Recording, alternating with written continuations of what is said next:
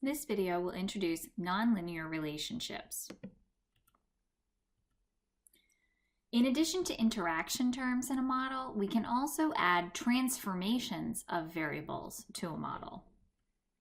Consider, for example, in the last case when we studied interactions, we were predicting fares. We were using tip and credit. But we can also consider using tip times tip, or tip times tip times tip, or the log of tip, or the square root of tip. We can transform tip to see if there's a better way to represent the relationship between tip and fare.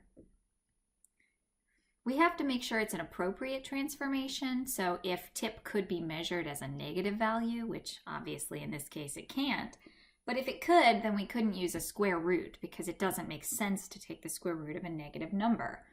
So we have to make sure we're using appropriate transformations. For our example, we're going to consider adding a nonlinear relationship to a linear regression model that predicts fares, just like before. But you can add nonlinear relationships to other kinds of models, like logistic regression as well, just like interaction terms can be added to different kinds of models. So how do we create a nonlinear relationship? Consider this. We're going to create a variable called tip2 that's going to be dtrain $tip times itself. So this is tip squared, essentially. And we're also going to create, just as an example, the square root of tip, and we'll call that sqtip. And we'll use the square root function around dtrain $tip. So now, instead of 4, we would have a 2 if the tip was $4. So we're going to create these two variables, and then we're just going to use them. We're going to create a new model. We're going to call it fit6. And we're going to use LM because we're creating a linear regression model. We're going to predict fares from tip and credit and tip2 and square root of tip. And notice that they do not have dtrain in front of them. The reason is because they were created from dtrain, but they live outside of dtrain. So we're going to include those two new things we've created in the model.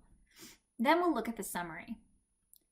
Looking here at the results of running our new model, you can see that tip2 and square root of tip are both significant, which is interesting. And now that we've added these two new things, we've eliminated the significance of credit. So credit was doing something when it was all we had to choose from in addition to tip. But now that we have tip squared and the square root of tip, it seems they are doing whatever job credit was doing.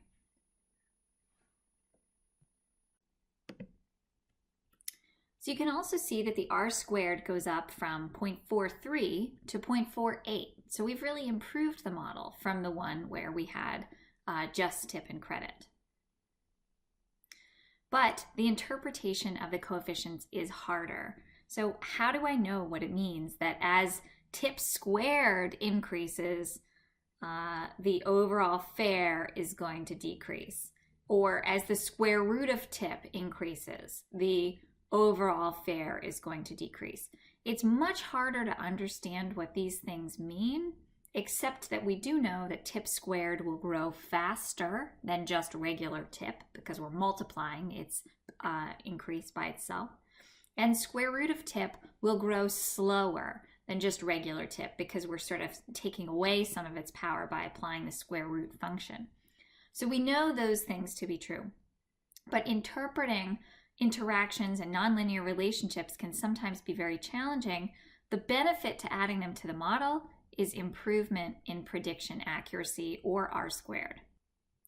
Improvements to your prediction accuracy or to your r squared or other fit metrics indicates overall an improvement to your model.